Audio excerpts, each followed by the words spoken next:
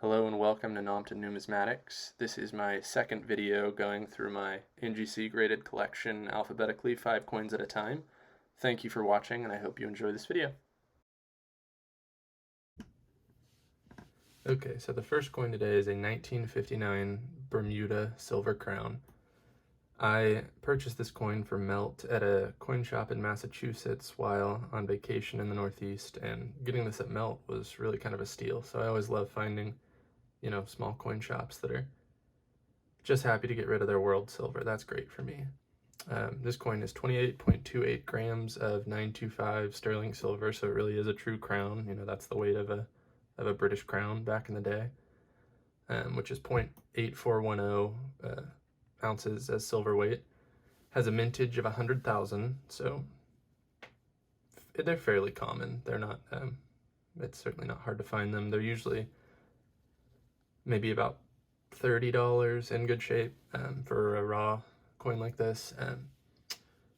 The reverse of the coin here features a couple of ships, and I looked into the details of the background of them, and they're actually pretty interesting. So in 1609, the ship Sea Venture set sail for Jamestown, Virginia, carrying 500 to 600 people.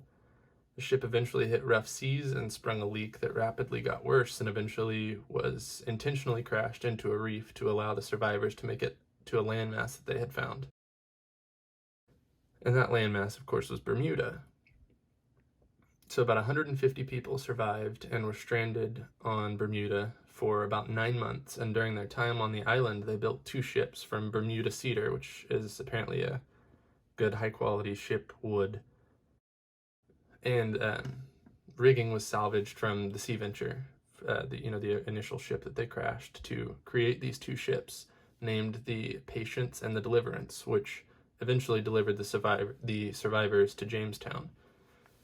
So kind of an interesting history there of this coin, with some ties to the founding of the United States a little bit.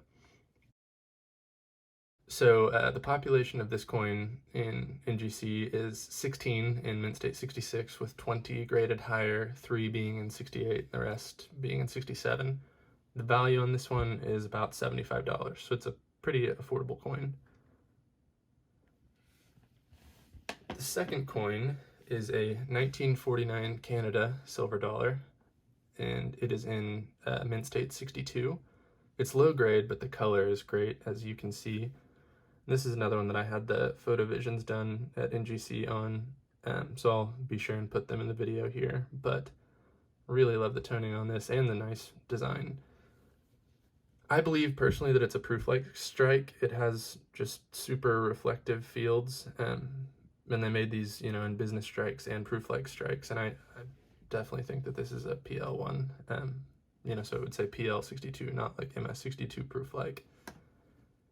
But agree to disagree with NGC on that one.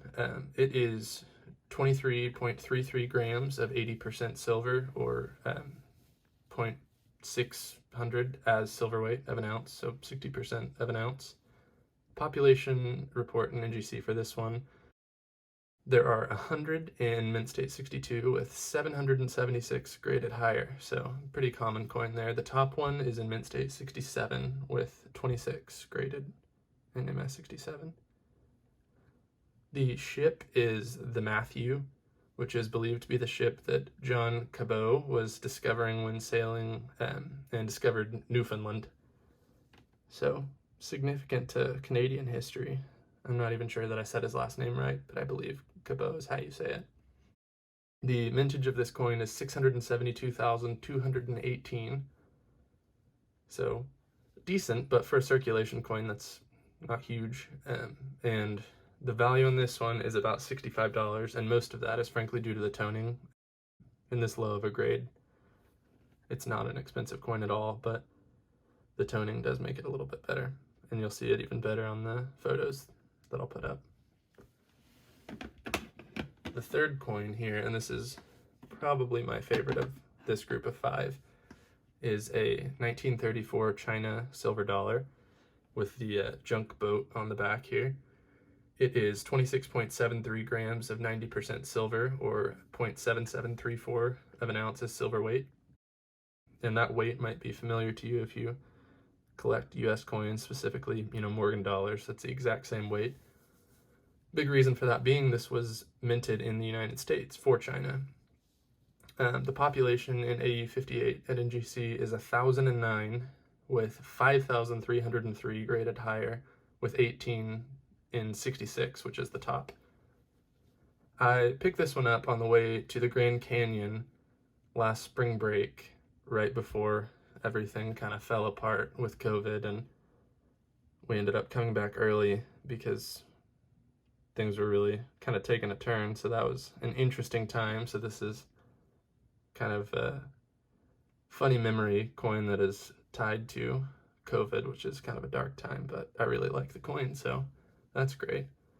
The mintage on this one was 128,740,000, which is huge, but Chinese coins are very heavily collected, so there is a still pretty decent premium to pay for this coin. I was always confused why they were called junk dollars, because and personally, I think, the coin's pretty cool. Why would you call it a junk dollar? That's certainly not junk to me. But anyway, it's the boat. It's a junk boat. A junk is a Chinese sailing ship. And I also have photo visions of this coin, which I will show on the video as well.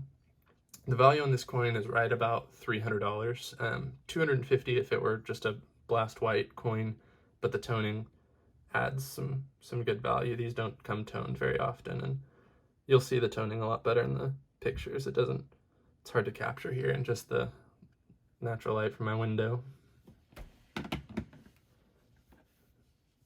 The fourth coin is a 1927 China silver dollar in XF45, and this one is the same weight as the previous one. 26.73 grams of 90% silver. Population here, there are 94 in XF45 with 3,875 graded higher, the top being mint state 67 with 2 in that grade. This coin I initially just submitted to make sure that it was genuine, and I was just planning to sell it after then, but when it straight graded, I said, you know what, I'll just keep it for my collection. I like the coin. I'm kind of surprised that the rim dings there didn't give it a details grade, but I'm glad that it didn't. I like it. I think it's a good looking coin. It's a cool design. It was actually this was the second batch of coins that I ever had graded at NGC. I usually don't submit lower graded stuff unless it's kind of more rare, but I was still kind of figuring out the grading process at that point. I sent off plenty of coins that probably shouldn't have, and turned out to be a little bit of a waste of money, but I don't think this is one. The obverse reads Republic of China founding commemorative coin, so that's what it says here. On the back it just says memento, like birth of the Republic of China. The value in this one I would put right about $125, which is pretty cheap for a Chinese silver dollar, but in XF45 that's, I think, roughly a fair price on this one. But I like it. It's got a nice circulated look to it. This was probably used for a while out in the world, and it's a good looking coin. So, and then the last coin for this video is a 1956 Columbia Peso, celebrating the 200th anniversary of the Popoyan Mint, which opened in 1756, obviously. Thanks math, 1956.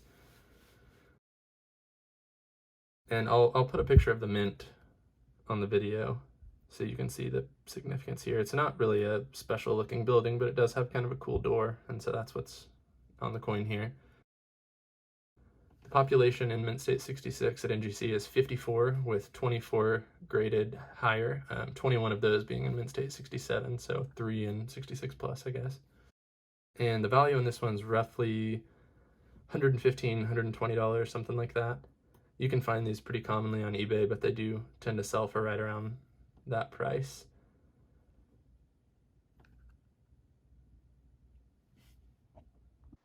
And here's a picture of the Popoyan Mint that I was telling you about, so you can really see the door frame there and how that's what is depicted on the coin. So here's the photo vision for that Canadian dollar, and I think that it does a good job of showing the toning on the coin and was worth the $8 to NGC. So there's that. And here is the photo vision for the Chinese dollar. And as you can see, the toning really shows up a lot better here. And here is a little bonus footage. So this is an order that I have at NGC right now. As you can see, it's scheduled for grading. And here are some of the coins. So this is the Mondi 4p that is on there. Sorry for the poor quality of the video. These were from an Instagram story that I posted, and then I never saved the video, so the quality's a little funky. But this is the 3p, also from the Mondi set. The whole set is it's a Mondi set of 4. Here's the 2p. They all have really nice toning, especially the 4, 2, and 1. And then here's the Mondi penny. 1686, it's really tough to find a Mondi set that old. They started in 1662, but I'll do more detail on those whenever they come back from grading. And then here is the 1331 to 1371 Bulgaria gross. It's in really nice condition for an almost 700-year-old coin. And then here is the 1896 Mexican 8 reales. And then I'll put pictures of these because I only had a video of the one. So here's the pictures. You can see the toning a lot better in them. Great looking coin. And then the 1895 also has really nice toning. So I'll have photo visions of all these coins, which you will hopefully see sooner than later in another video. Thank you for watching, and I hope you enjoyed the video. I'll try and get the next one up as soon as possible, but sometime within the next few weeks I will get to the 3rd video, and hopefully you'll watch that one as well. Thanks!